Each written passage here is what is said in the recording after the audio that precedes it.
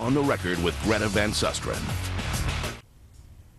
Tonight, sharp new accusations against the Obama administration in the Solyndra scandal. Did someone at the Energy Department break the law? Congressman Cliff Stearns of the House Energy Committee is making those accusations, and he joins us. Did someone break the law, sir? I think they did. How? Well, the Department of Energy basically subordinated taxpayers $535 million to two hedge funds. And yet the Energy Policy Committee of 2005 said you can't do that. And it's backed up by Mary Miller, who is the Deputy Assistant at the Secretary of Treasury, sent a memo to OMB and eventually to DOE saying, what are you doing? You can't do this. So we have the administration not even agreeing with what DOE did through the Secretary of Treasury, Mary Miller. I actually thought, I saw her August 17th letter. Right. Can I tell you, I thought that was one of the weirdest letters, because what she said was, she said, we've been asking for this stuff for years and didn't get it. Yeah. You know what that means? That's someone who probably, that's to cover yourself. For sure, I mean, cover yourself. This is 2 weeks before they declare bankruptcy, Solyndra, and suddenly this woman sends this letter out that everyone gets possession of, where she makes everybody, and she may be absolutely right, but that, and a legitimate letter, but I tell you, that letter, that was lawyering. Well, and then she refers back to her 2010 email, so that again shows she's trying to cover herself by saying, I told you so.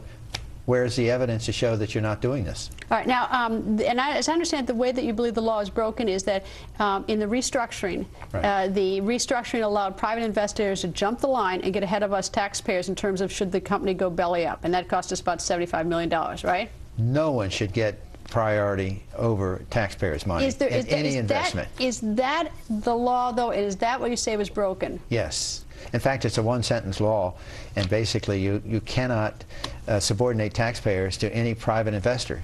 And here we had $535 million that was subordinated to these two hedge funds, one owned by George Kaiser.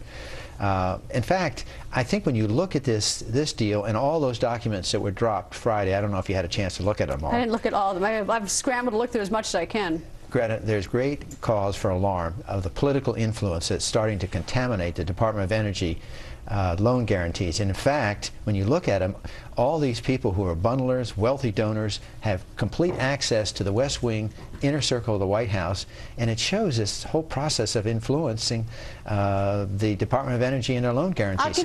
I'll give you another one, though. This is the one I want you to look at. Okay. I want you to get a copy of the legal bill, because I was reading in the LA Times tonight in preparation for this, in an article was written by Mateo Gold of the LA Times, that Solyndra paid $2.4 million to a law firm, and we, the taxpayers did, I mean, not in Solyndra, that we paid for this law firm to push this thing through. I don't know what cost $2.4 million, but I practice law, and I sure would like to see the bill, because I'd like to see what they did for $2.4 million to simply shove this thing through. Maybe they did more work, but I want to see that bill. And another question is, it was a wife of Steven Spinner, who was at the Department of Energy, who was pushing out the Solyndra loan. Well, she's at the firm, and she supposedly didn't get any money out, but they could have chosen a billion other firms in California. I give that to you, but they drew a Chinese wall. They did. And you know, also, Steven Spinner is supposed to have recused himself, and he got an ethics opinion. 3 days later, he's out working for Solyndra. You know, I'll tell you what, he's working there now? He's not there anymore. But I'll tell you, I thought last week when I first read about Steve Spinner, I thought he was a scapegoat. I thought it's because he wasn't there authorizing the loan at the time the loan went through. But then in reading tonight, and I go back to the LA Times, it's a real eye-opener story, is that he was apparently once there. He's the one who he was the one who was monitoring it so heavily, trying to get it through, trying to get it through. He had his fingerprints all over trying to move it through. That's true. And so the emails we have showing him pushing it, even after he was supposed to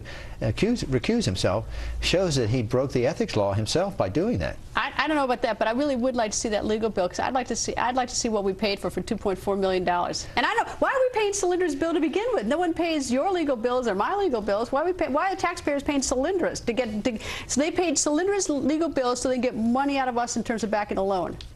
Well, you're a lawyer yourself, so obviously you got a good feel for this. They ran through $2.5 million. The government paid it out to them. We did. We did, the taxpayers, and yet now they subordinated all this money so the two hedge funds can get their money out first, which is another preposterous thing. I don't know, but if you do get that legal bill, would you I'll try and ship get it to you. a copy over to me? I'd like to see it. I'll let you go over it with a fine-tooth comb. Thank you. Congressman, thank you, sir. Thanks, Greta.